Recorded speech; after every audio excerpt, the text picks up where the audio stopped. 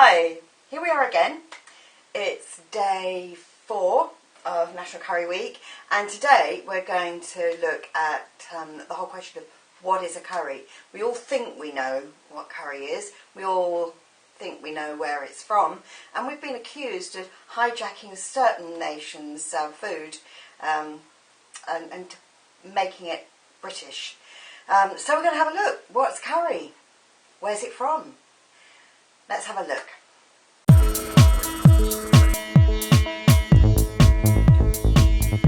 So most people would say curry comes from India. Well, the sort of curry that we know, that's undoubtedly true. The spicing, etc., does come from India. But the word curry actually is English. It's derived from the French word cuire, to cook. And the first ever recipe book and cooking book that was produced in Britain in the 1390s for Richard II was the form of curry. Of course, they didn't intend it to be a spicy dish. Curry then just meant any hot cooked dish. So by the time the merchants got out to India and they sampled the more spicier dishes, the use of the word curry had been around for several hundred years.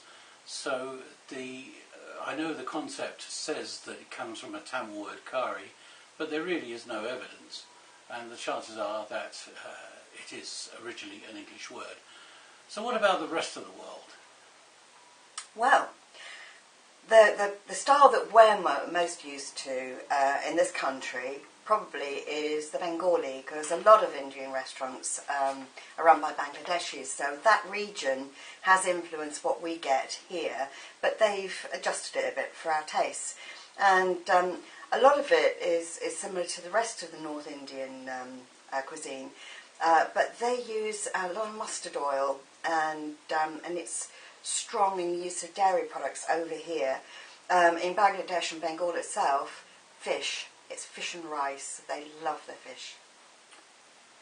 Of course, South Indian cuisine has become very popular recently, and a lot of restaurants are either including it on their menus or devoting the whole menu to it. And there you've got different flavours depending on what part of South India you're concentrating on. Andhra Pradesh has its own style. Tamil has its very distinctive flavour and aromas. And of course the Mayali from Kerala is the sort of thing that we all enjoy, and fantastic fish curries and other very hot dishes from that part of the world. Punjabi, another great export from the Indian subcontinent, and the style of cuisine that you're likely to find in places like Southall, where there's a high Punjabi population. They love their meats, and they do like the cumin chicken, jeera chicken and things like that. Very spicy, very strong flavours, and great popular. And of course, across the way a bit in Kashmir, they use a lot of mutton. Assam is something that we all know for as a nice cup of tea, but it has its own particular style. It's Naga cuisine.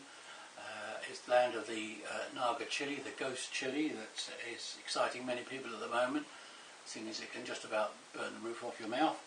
And it also uses mustard oil. It is perched there just above Bangladesh and has a lot of similar styles.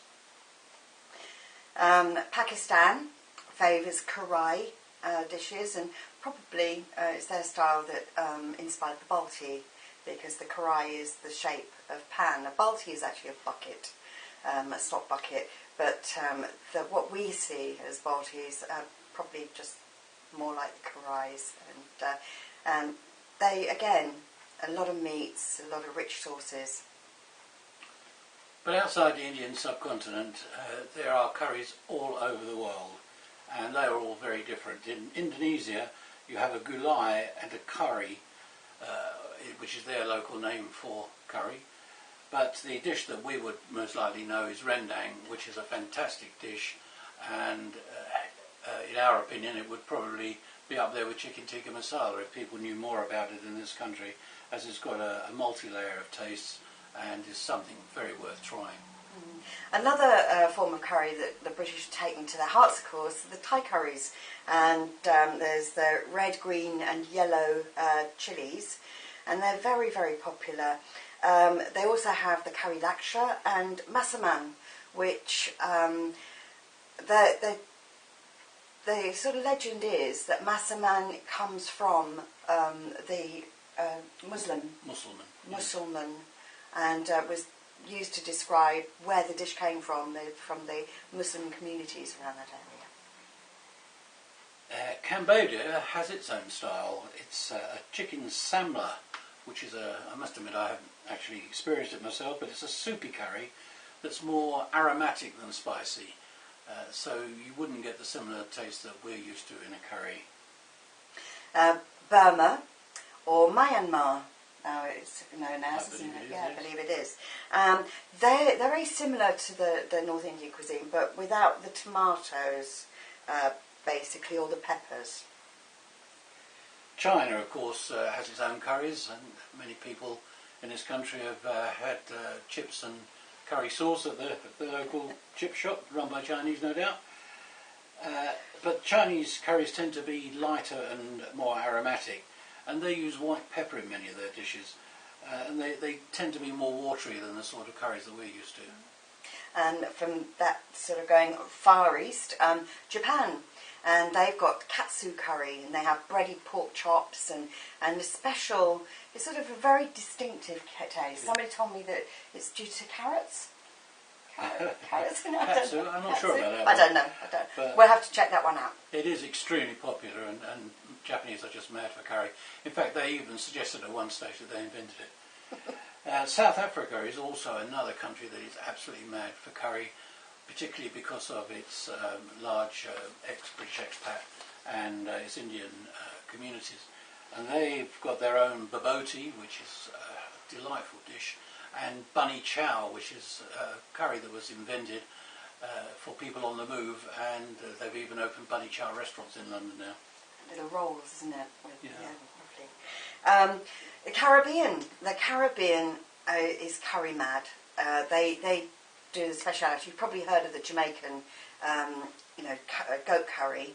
But Trinidad and Tobago, a lot of the Caribbean islands have their own versions of it, and they serve it with rice and peas, which actually doesn't have any peas in.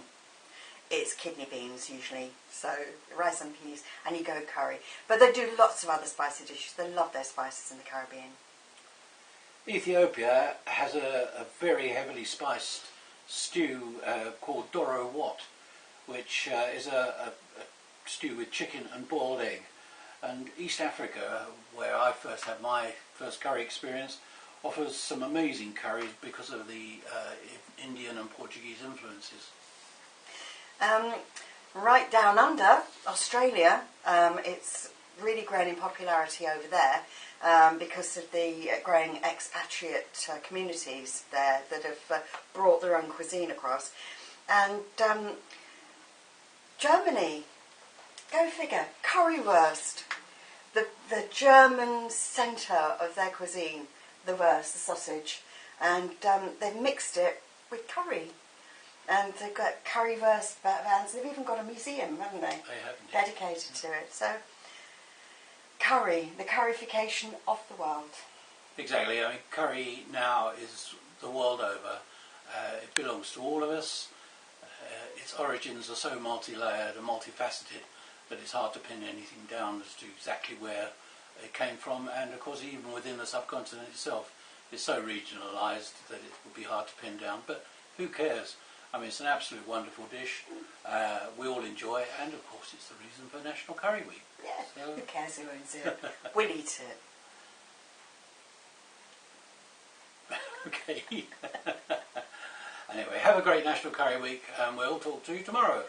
Okay, so if you like the video, then of course, thumbs up.